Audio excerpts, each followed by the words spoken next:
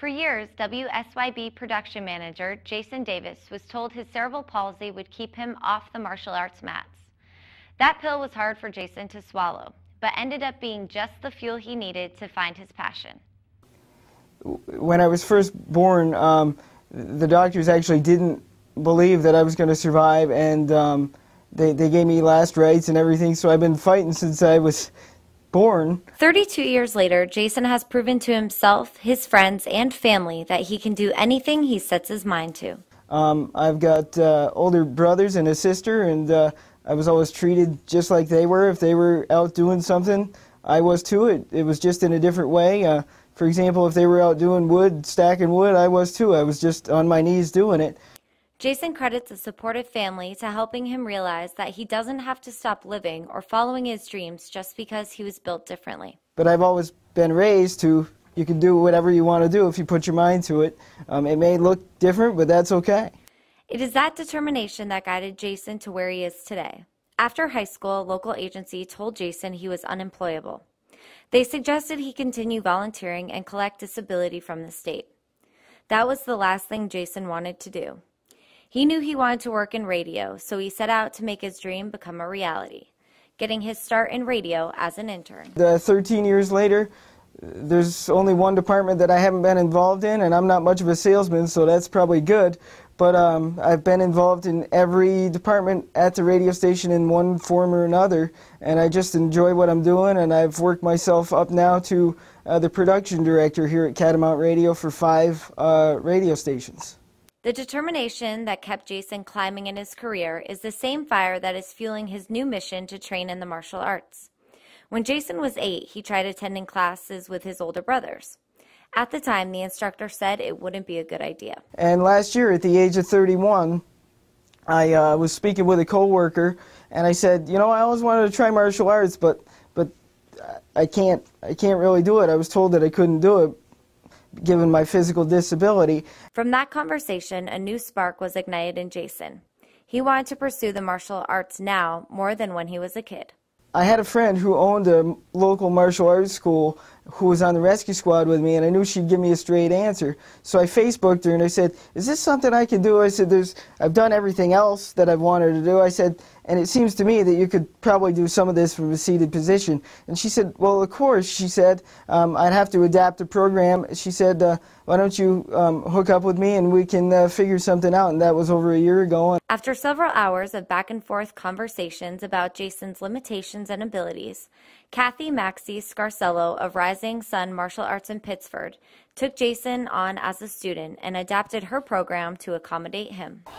I think I have a lot of respect for Jason because he could not find a program that would accept him as an adult. And he wanted this so bad that he came into a children's class. That's all I was offering. After a year of watching him come through this door 2-3 times a week to do kids' classes, I developed an adult program because of him. The partnership between Jason and Kathy has been life-changing for both. Just for me, I mean, the physical gains that I've seen from doing this, as I mentioned, it kept me off medication. It's really just kind of helped my whole temperament, and it's made me realize that that what I always thought was true. If you put your mind to something, you can do it. And as a result, I'm growing from it, and the other students are as well. So I'm thankful to him for what he's brought to the dojo and to my own training. Kathy admits it was a little intimidating having a student like Jason coming to class, and says she can understand why some instructors are timid at welcoming students with a disability. I mean, they walk through the door and you're like, I don't know if they can fall on the floor. I don't know what will hurt them. I mean, there's a lot. We spent hours and hours getting to know each other on what his limitations were, what he thought his limitations were, and he was just referring to that. A lot of the things he thought he couldn't do, he ended up being able to do. For Kathy, Jason has renewed her passion of teaching martial arts. But as an instructor, it was a little bit different. It was exciting, and for me, I mean, I was coming up to the backside of my martial arts career. I'm in my 50s. I'm looking at the next 10 years passing the dojo on to my upper belt students. And all of a sudden, this past year has breathed new life into my dojo, into my training. And that's been really exciting as an instructor, because you can't just look at a move and say, okay, do this move. I have to say, well, Jay, you gotta use this muscle, and then you have to activate that. Now look here and do this. So you really had to break down every single move. And in a lot of times I had to say what's important and what's not. Jason says the martial arts training has been more than just physically rewarding for him. I'm a different person than I was a year ago in so many ways. You know, it's changed my life in a way that I would have never expected. And I mean, it's helped me physically. It's kept me off medication. It's made me, you know, for somebody with a disability, you know, your physical exercise and your physical routine is day in and day out, and it has to be done. And there are days where you get totally sick of doing it, and I'll take the day off and get back at it tomorrow. And you know, doing martial arts has sort of made me kind of stay with that routine, because, well, if you don't do this, then you can't do that, and you love doing that, so you better stay on your game. And so it's worked hand in hand that way. Kathy believes fellow students benefit from having Jason in class. It's allowed them to get close to a disability and see how hard someone like Jason has to work.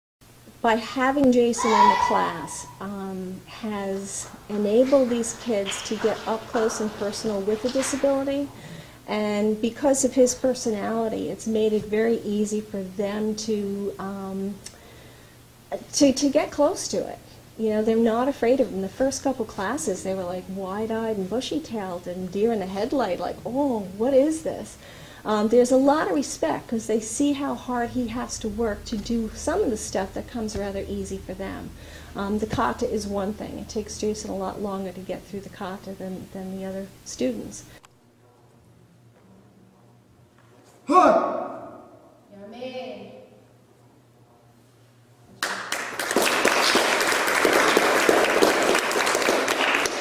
Jason's advice for others who face any sort of disability is to stay determined. And use that, you can't do this, you can't do that. Use that for your fire, and take that and say, yeah, I can, and here we go. And that's every class, that's what I do.